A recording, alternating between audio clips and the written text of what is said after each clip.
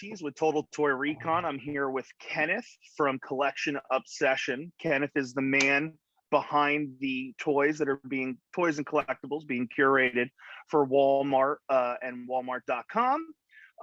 Kenneth, tell us a little bit about yourself.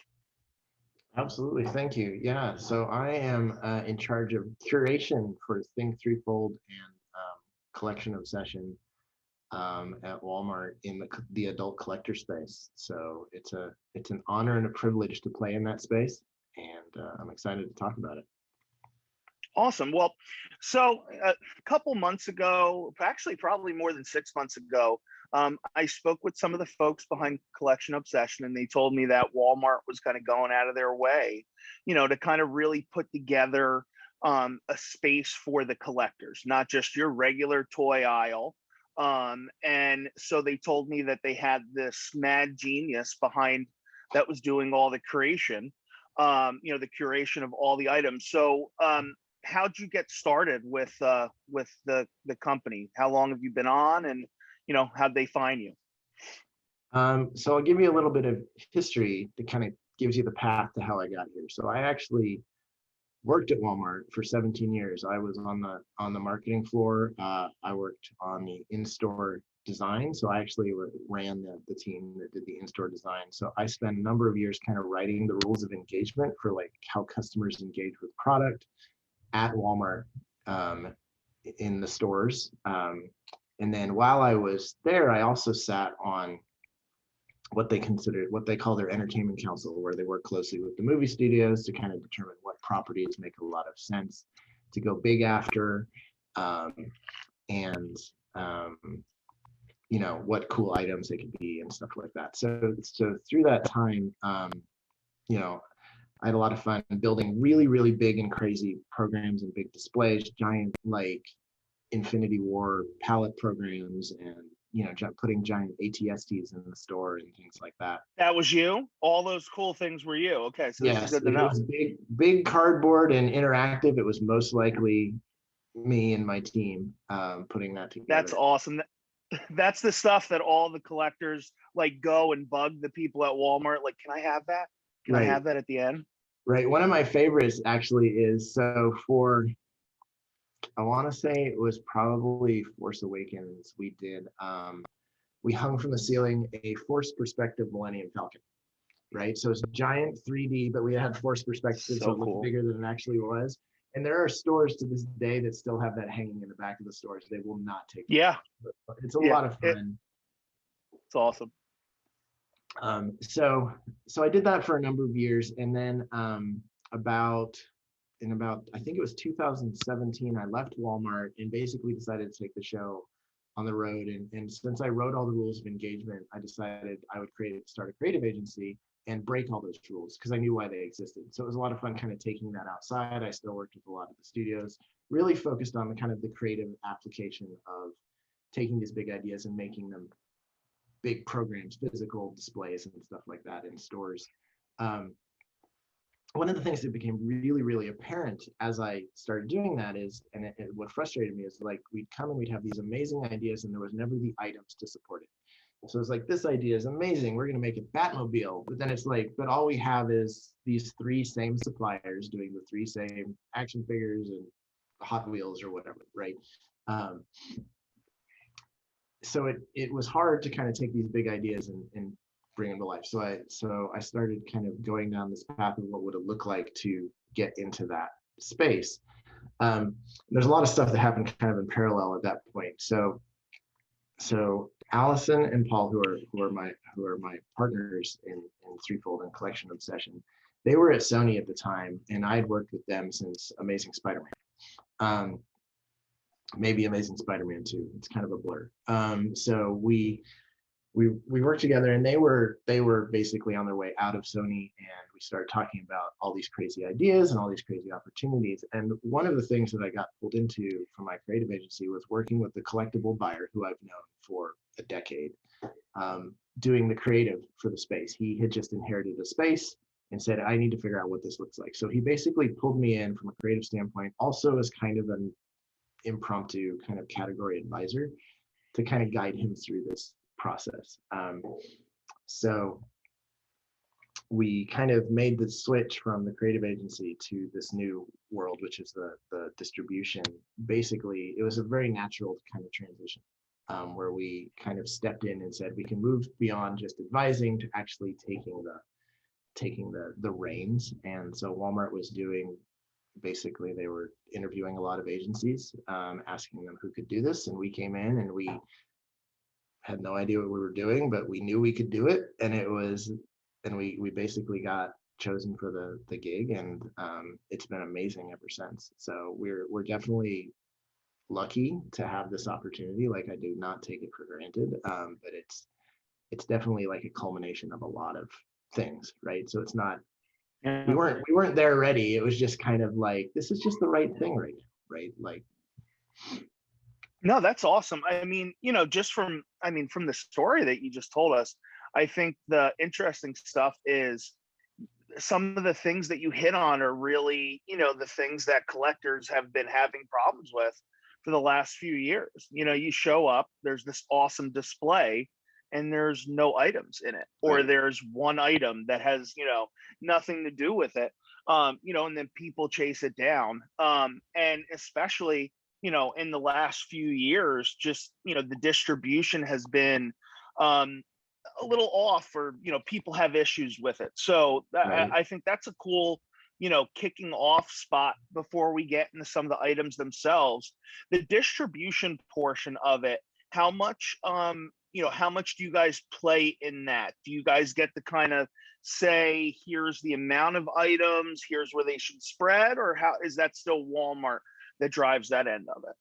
So at the end of the day, Walmart, the buyer is the buyer, right? So really what I'm doing is putting together all the information to help him make the best choice possible from what I know about what the industry's doing, what the best items are, what's new and fresh, what's new and exciting. I have a very specific point of view, and the buying team has a very specific point of view. And sometimes they line up and sometimes they don't. And it's always interesting to see how those kind of work together.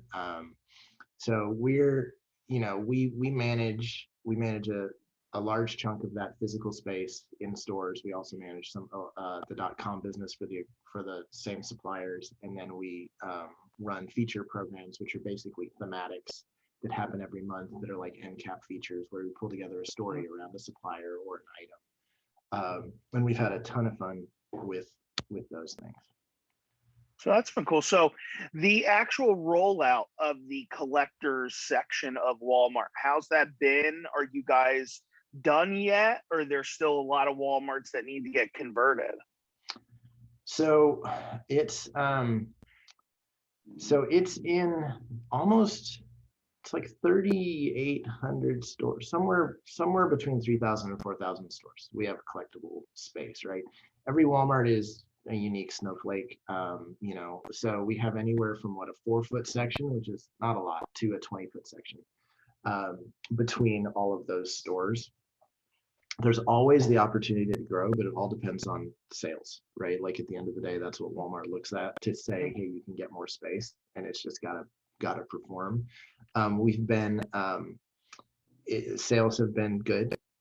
So things have improved since we've stepped in. So that's very exciting to see. So we're always, I'm always looking for opportunities to gain space. It's very hard to make the kind of statements that we want with limited space, right? Like, Toys R Us was 72 feet, right? Like, we have 20, right? Mm-hmm. So there's definitely opportunities, and I'm always kind of making plays to kind of help Walmart understand why these are the right choices, and like what the size of, like, they like to look at the size of the prize, right? Like, what is the reason to kind of, because it's not only, Walmart's a corporation, right? So it's not only just dealing with the buyers themselves, but there's all their leadership and stuff that they basically have to coordinate, things like that. It's a big beast, right?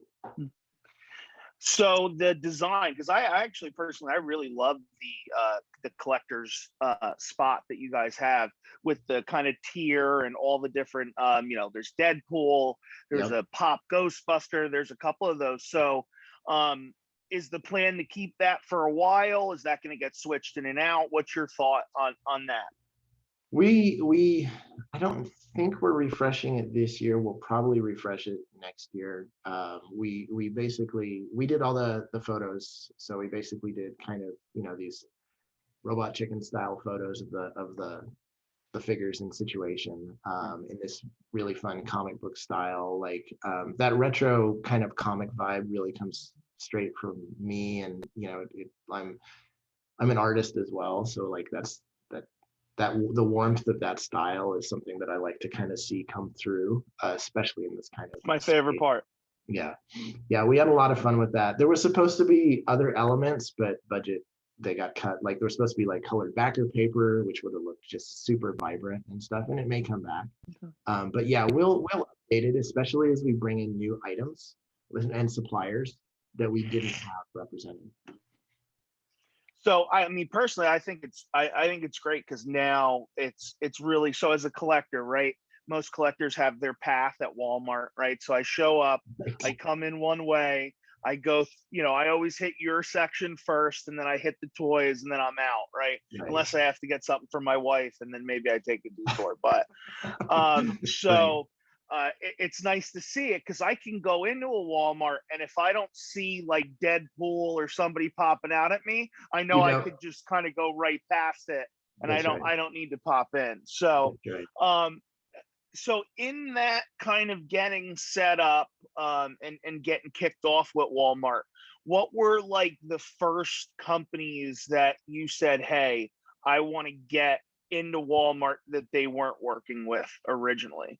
That's really interesting. Wow. It doesn't feel like a long time ago, but it was a long time ago. So one of the conversations that I remember very vividly, was actually with, quantum mechanics, you know, QMX.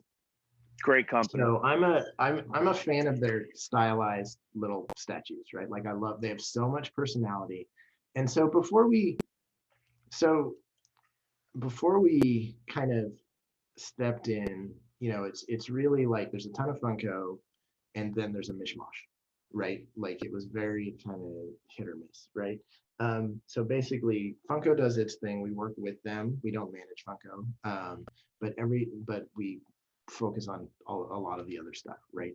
Um, so as I was kind of looking at, so the way that it works is you have kind of these moments in time where they do these major resets. There's a spring and a fall, right? So basically, with us being, say, you know, being pulled in to say, hey, help us manage this, is basically we had to work towards fall, right? So that was our major moment where we would all of a sudden be in. So I was like, okay, who can I talk to be ready? And like I said, quantum mechanics is one of those, that I've always liked. And it's funny because I had tried to get in touch with them at Toy Fair in New York multiple times, because we had basically been engaged and we were already walking the floor and talking to folks. And they just dissed me. Like, they wouldn't respond. I'd send them emails and all this stuff. I finally got a hold of one of their key, sales folks, and we had this long conversation. And the long conversation was about how they would never go to Walmart, and I loved it because I was like, let me tell you why what we're doing is totally different. Like, we are not managing this like toys. We are not managing this like impulse. We are managing this from a collector point of view. Every item decision that we make is focused on what collectors are actually actively looking for. I don't want 58 Deadpool items. I want, Big Trouble in Little China, right? Like, I want to go deeper into the rabbit hole than Walmart is comfortable going. And it was just a really cool conversation. And they called and they said, yeah, okay, let's do this, right? So they got really excited. They'd actually talked to Walmart multiple times before and basically said no, because Walmart had pursued them. Um, so they were one of the, first ins. And then another one that I really, so I'd worked with Loyal Subjects on a couple, kind of projects from my creative stand side. You know, they did they're known for like the action vinyl line, and they were Yeah, an I item. was going to ask about that. Yeah, they were an item that was in the space, but it wasn't performing well, right? So it just wasn't being represented in the space. Um, so that was one where I went back to them, and we basically have been working with them on line development, because I love the company and I love what they stand for and what they kind of do. So we worked very closely with them to develop lines. that have been very, very successful, we'll come back to the action vinyls, but they actually were at a place where they would have lost their space if we hadn't kind of come in. Wow. It's there's tons. Those are just kind of two that jump to the top. So I mean, I was so excited. I have a ton of Q figs. My son has a little collection of them as well. So getting to see them in the store has been fun, and especially because it was just an item that there was nowhere else other than maybe a local comic book shop Right. that you could actually find them. So getting to walk in one day and then seeing them in the space was just, it's nice, because even if you're not going to buy it, it's like, I know what Right. that is. Right. And so, same with Loyal Subjects. I'm an action vinyl collector, but then I saw the BST AXN line and was like, whoa, these are really fun. So when you say line development, are you helping? Because you said Big Trouble in Little Chinatown, and Little China, and my favorite thing about that line is that Raiden. So did you guys help with that? Yeah, we absolutely do. We work very, very closely with them on kind of building the flow of the items, right? Okay. So we're hand choosing. We're in many conversations around what's the best character, where should we go next, like how does this kind of expand, and we're thinking about how this blows up, right? Like what's crazy about that line is it basically didn't exist until fall of last year, right? And the popularity and the success we're seeing with it is crazy, considering it basically burst last year, right? Like we see it doing as well as like its neighboring Bandai and things like that. So it's very exciting to see, and I think it truly does speak to that we're focused on not the top tier licenses, right?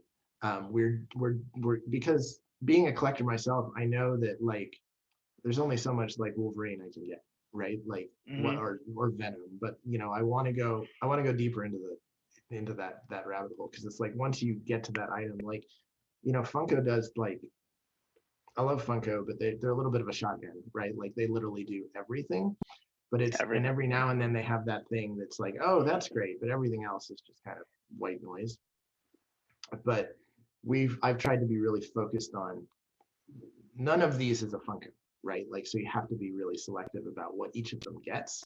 So we're trying to, as we look at the whole space, make sure that we don't have a ton of the same IP, like property represented across, at least at the same time. And then we can kind of flow things in and out, and you get people, if like Big Trouble, right? Like, so we have a Big Trouble, best action, and then there's going to be another Big Trouble item coming later, right? So but it's not necessarily best action, right? So it kind of creates these really fun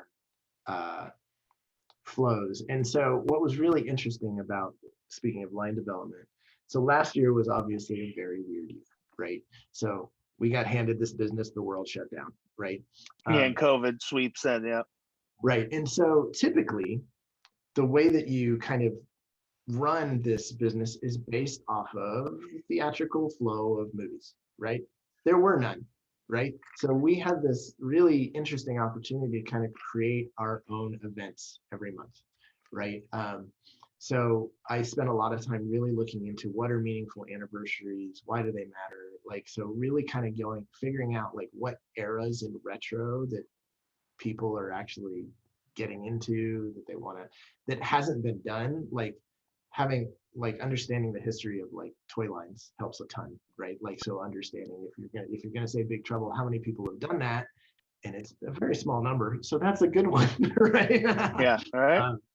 So it was very interesting, like last year, kind of really doing that. So it gave us the opportunity to prove that I think in a normal year, we wouldn't have had the opportunity to prove that the D-listers are what sell, right? We would be stuck with a little bit of a mandate that says, no, you have to be what the latest Marvel movie is. Put Black Widow, put all those big, yeah.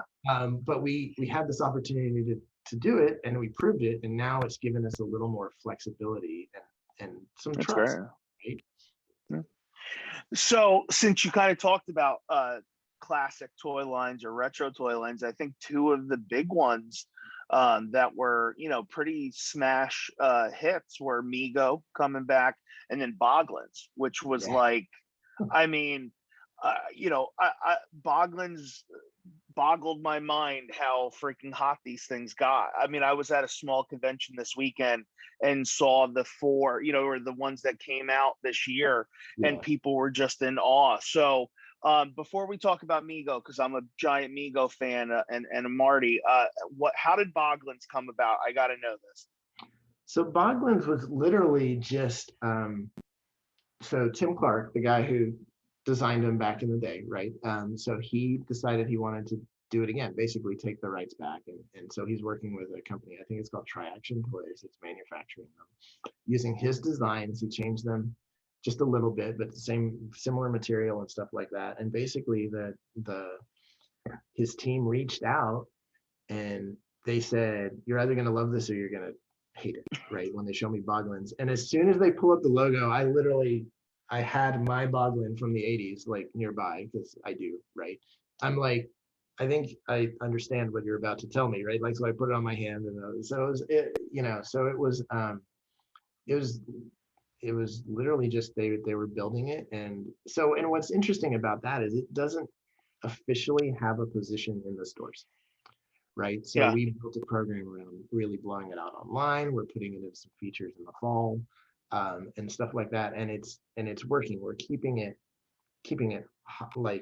hot, right? Which is really, really cool.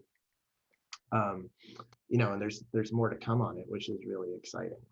And I think stuff like that, when the original creator is involved, becomes a lot more interesting, right? Like it Yeah, feels I think so. like there's an authenticity. Like as I look at, because I'm a huge retro fan, like retro toy fan. Like when I collect things, it's usually the original. Like I have the full line of Kenner Star Wars and stuff like that. So getting the opportunity to kind of work with those guys and bring back their original visions, I think is really Yeah. exciting. Yeah, I think that, when it comes to getting street cred, I think, there's a whole swath of collectors that when they saw that Boglins were going to be back, went, all right, this is something that I gotta, check out. This Right. isn't just, the standard same 100 of the exact same Marvel legend. You know what I mean?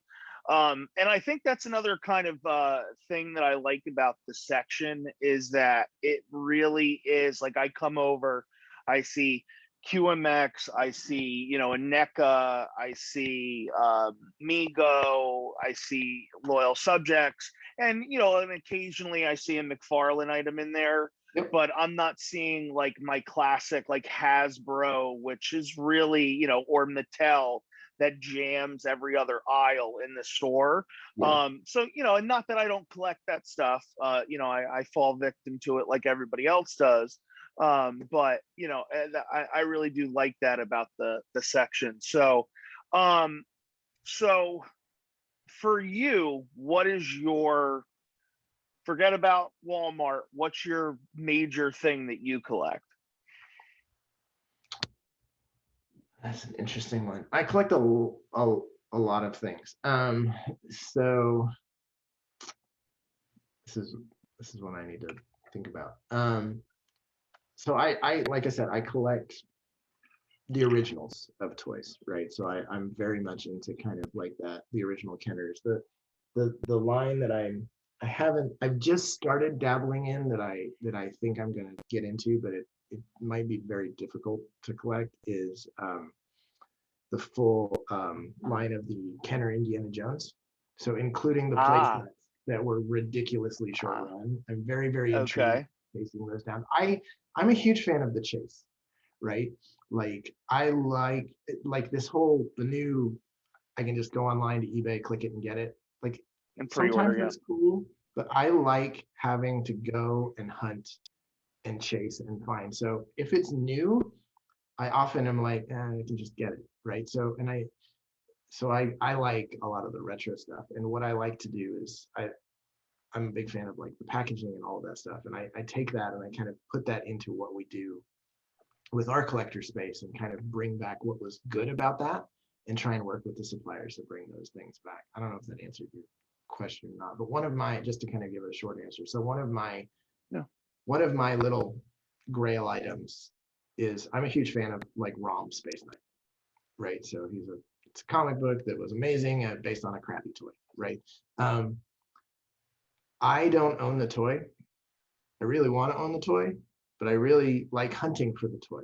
So like I So saw you one, won't buy it online. right? I won't You're buy one it of online. those. I need to I find gotta it. come and okay. That's right. I need to find it, and I need it to be like, it needs to be a moment, right? That's great. I been, love it. I love it. I've I'm been with you. looking for it for probably 20 years. You know what I mean? Like I can't just go and buy it. Like, and I'm not gonna buy a bunch of them. And like I need, it's just I believe that toys and like the nostalgia of why adults collect is important to fuel, right? Like so I think about that when I'm looking at items and looking at how we do, like how the space works and what we're doing where, and even as we look at other potentially like other retailers, like what should people experience in different places, and like Yeah. because I think that like for us, for adults collecting, it's like you want it to remind you of why you got into it in the first place, right? Like you don't want it to just be another thing you got to buy. Like these aren't Pop-Tarts. These are, each one of these things should be something that says, this is why I love this thing, right? You want to grab that moment. That's right. There's that period of time, and you want to get your hands on it, and you want to remember it. That's right. And I think that's one of the things that I like about the way that this section is, and I think you've kind of hit on it, which is like there's been something so robotic or monotonous about the way that everything's released now. Right. It's there's this, I mean, there's not a week that goes by that I don't, and as somebody who covers toys, as my passion side project, I'm posting 2 to 3 new releases a day. Yeah. There's a new wave of something a week or more now, and people have gotten into this checklist, check brick seat, check pop finder, show up at the store, check it off, kind of thing. And there's something nice about not having to pick up 8 to finish collecting something, just seeing like I'm gonna grab this. There's one Lord of the Rings figure out in the BST AXN line, or there's this one pop that's gargoyles or QMX, or you know what I mean. So there is something a little bit better about that, that reminds you a little bit more of your classic, like hit the comic book shop and pick up 1 or 2 items versus having to clear out and fight the scalper, as everybody says. That's the big one that people deal with. So I dig it. Yeah, and we're really we're very cognizant of like the difference between the adult collectible space and the toys space, right? Like as a 40-year-old male, I don't actually want to go to the toys aisle. I'd like to go where other people like me are, not where there's like, screaming children and things like that, right? Like, so we're really cognizant about like when it comes to what IPs we're choosing and what form factors we're choosing. It's a very, very fun, it's a very interesting dance though, because as you go retro, things look like toys, right? So it's really interesting when you're talking with Walmart. There's often this conversation of say like, well, that looks like a toy. I'm like, yes, it does. It's supposed to, but it looks like this specific toy, which resonates because of this, and that's why this license, like mashing up a modern license with a classic format. I think that you mentioned Mego. That's kind of where I think that gets really interesting. I had another point there, but I can't remember where it went. But we can talk about Mego now. Yeah, no, listen, that works. I mean, I think the only other thing that I would say on just this kind of that whole point of collecting too, and I think it's one of the reasons why when your folks reached out to me, and today's the first time that we got a chance to talk, but they told me about you and you kind of curating the line, was It's the reason why I go and if I can buy my toys from the local comic book shop, even if I'm paying $22 Right. versus 19, it's the reason that I do it is because I know that that's this person's passion. That's, it's another person like me. It's Right. not just that blank, big bad guy in the briefcase that everybody thinks, and Yeah. so I, putting your face to collection obsessions and knowing your story, which is kind of why I wanted to know a little bit about what you collect, and I'll have a couple other questions as we go along, about just what you do. But I mean, it makes me know that okay, Target has a collector space, right? But they're not doing what you guys are doing. So it's an actual company behind it that collects, that wants to get items for the collector. To me, that's a cool story. That's something that I don't think enough people in the collecting space know about you guys enough yet. So I'm really glad that this weekend's going to go off and that we were able to have this conversation today, because I think that this really leads exactly towards what we're talking about, which is, you're another one of us, and I think that makes a difference, because it's that weird thing of being in an aisle and you see another person, guy, girl, who's looking at toys, and you want to be like, are you here looking at so and so, because could you Uh-huh. meet another collector?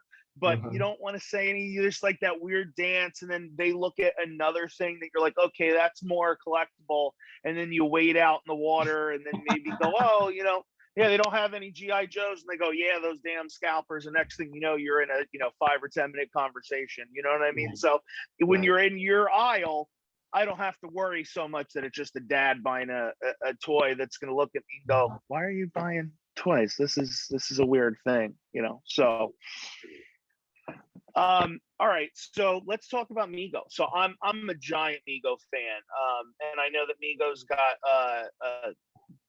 they're saying a big reveal coming Thursday.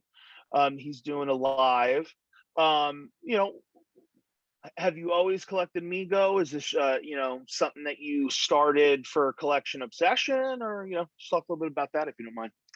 So I when I was a kid, I had Migos. Like so I grew up mostly in the 80s, right? So like I had Migos. I remember like Spider-Man and Superman. I remember having a naked Spider-Man forever with just his little face but no clothes. I always thought that was odd.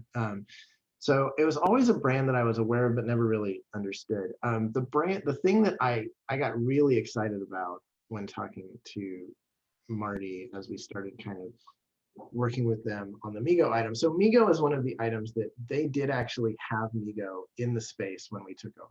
So it was the opportunity. So basically we kind of said, okay, they're here, let's talk and see what we can do.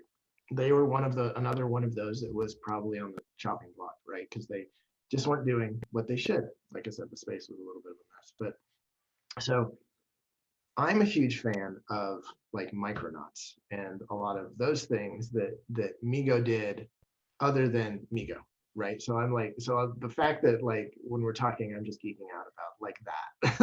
Like, can't do anything with it right now, but at the same time, I'm like, this is awesome. So I'm a huge fan of with them that classic format, taking that and looking at modern licenses and saying what can you do with these modern current licenses in this classic format. And that's I think where we see a lot of that magic happen with them. And it's been really, really cool with them. We talked about line development. We talk very closely with them on what items we should do. So basically I'm giving them a list of like, these are the things I would recommend you do. We talk about what's historically done really well, and then we kind of work and see what makes the most sense. Like horror for them does amazing, right? Like, cause they're like the only line that could ever do like a Hammer Dracula and it matters, right? Like NECA could do that and nobody's gonna care. Right. Like, so it's just really cool to see how far back into the vault they can go. But at the same time, when I have them do like Candyman, super cool, right? Like, so it's just really, Leatherface was big. yeah, like, so it's really, really fun to work with them.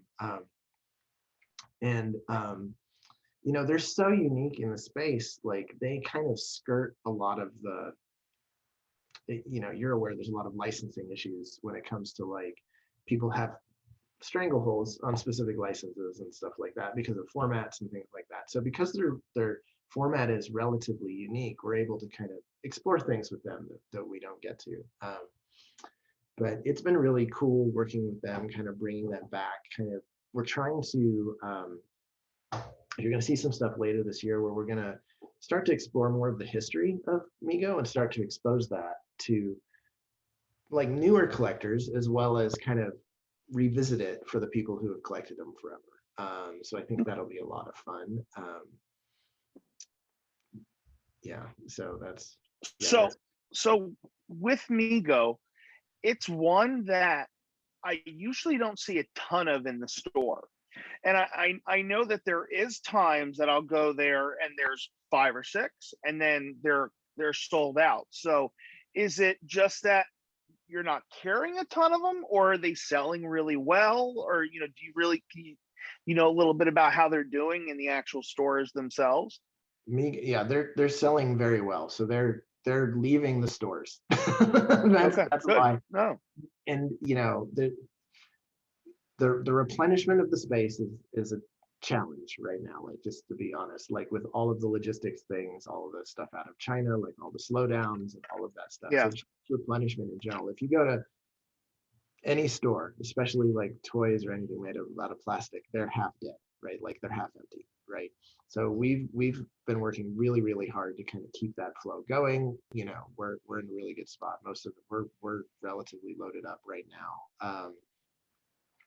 But it really is, and there's just there's a whole other piece of our company, which is like the distribution, logistics, and all of that stuff, and figuring out how many we need and where they need to go and when. And the team is amazing at that. Like, so once again, it's a way that we treat the space differently from toys.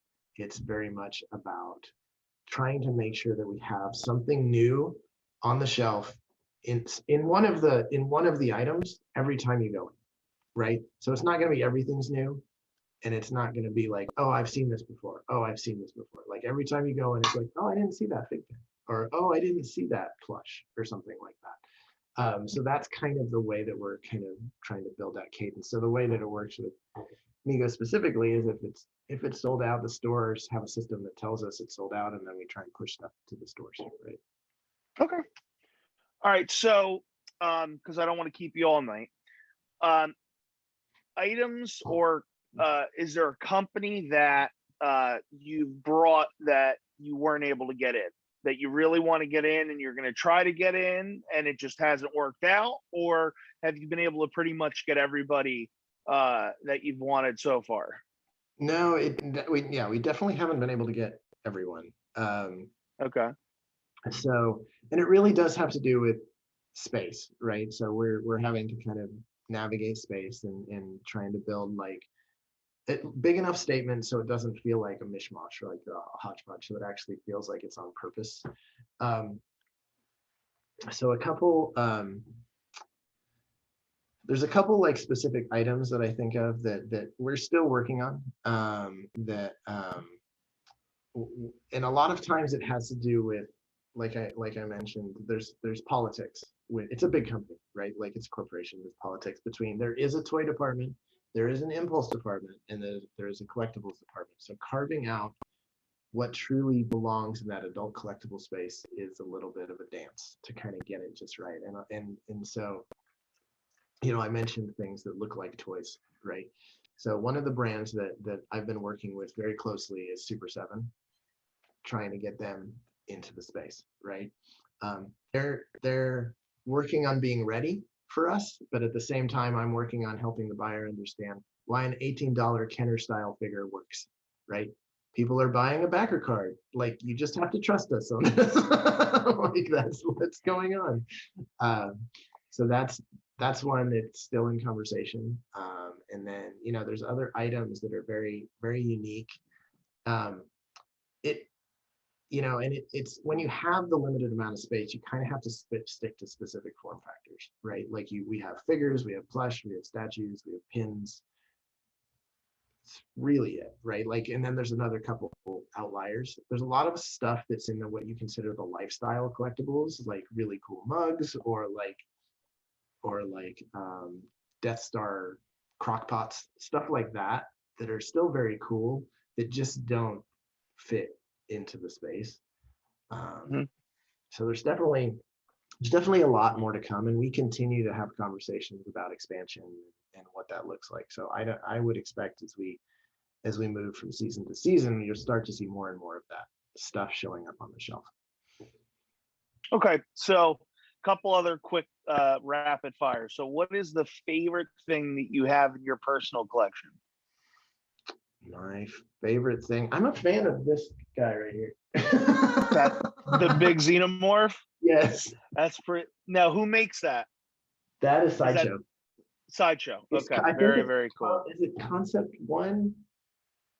I Okay. can't remember who actually manufactures it, but yeah, it's. Do you have any of the Super 7 big retro style ones that they did of the full xenomorph? I have the just the standard Oh, figure sets. So I have like they did that Star Wars pre-order thing where you got the cardboard and you yeah. got the full set. Uh, I have that. I did don't have. do you know which one I'm talking about? The one where they redid from like the original line? Wasn't I'm that gonna Gentle send you Giant? some. No, Super 7 did one Was it too. Super I'll 7? shoot it to you. Okay. Yeah. I know with. Gentle Giant did, but I saw it. I think I saw it at Toy Fair a year or two ago when they were still doing Toy Fair. Yeah. Special one in a box. But okay, so companies that you came upon in your, so now you're looking to curate the space. Was there a company that you didn't know about you found while you were looking and went, oh wow, I never knew this was something? Or has it pretty much been companies that you knew of so far? No, there's definitely been some that I came across. So one that's been really interesting is a group called Well Played, and we have one of their items in CollectorCon, which is exciting. So they do a ton of stuff. They have some really cool figures. They had a whole line that I've been working to get into the space. We haven't cracked the nut yet. It's a very unique format. I don't want to share anything like because it's not. I don't know if it's ready for prime time, but they're one that I think is once we start to get them out into the eye, I think it's going to be another best action type thing with like a loyal set that people start to see. Oh, awesome! Gosh, this is awesome. So that's been really cool. Another one, let's see. Another one that I discovered right as we were kind of stepping into this was Handmade by Robots. I love that. So unique. I actually kind of I'd seen them at Toy Fair the year before we were kind of doing it, and I'd never really taken them seriously. But then when we started talking to them from this point of view, I was like, okay, these are awesome. So those are a lot of fun too. And once again, they're one that we're having a ton of fun kind of developing what characters are going to show up in their little yarn format. So I'm a giant Ghostbusters guy, as you can see. I've got Ghostbusters and Ninja Turtles. So I've got the 2 Slimers, the 2 Stay Puffs that they did. And somebody just tagged me today, and I want to say it was like Leatherface and another horror one. So that was definitely that's the cool thing about the section. So my page is really about one, like just bringing toy news and stuff that I think's fun, right?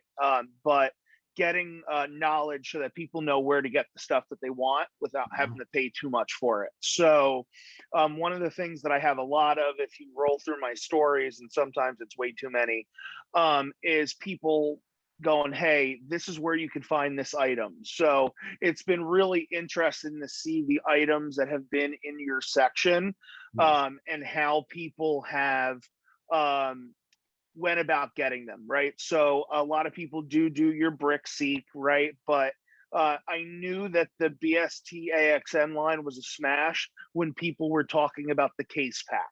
So when people started saying, hey, this is how the case pack hits, I went, okay, this is going to be one that you're going to have a hard time finding on the shelf.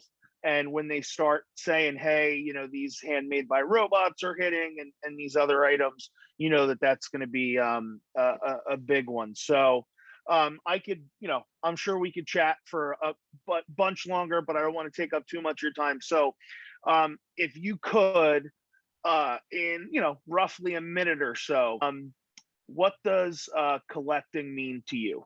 That's what I'd like to hear.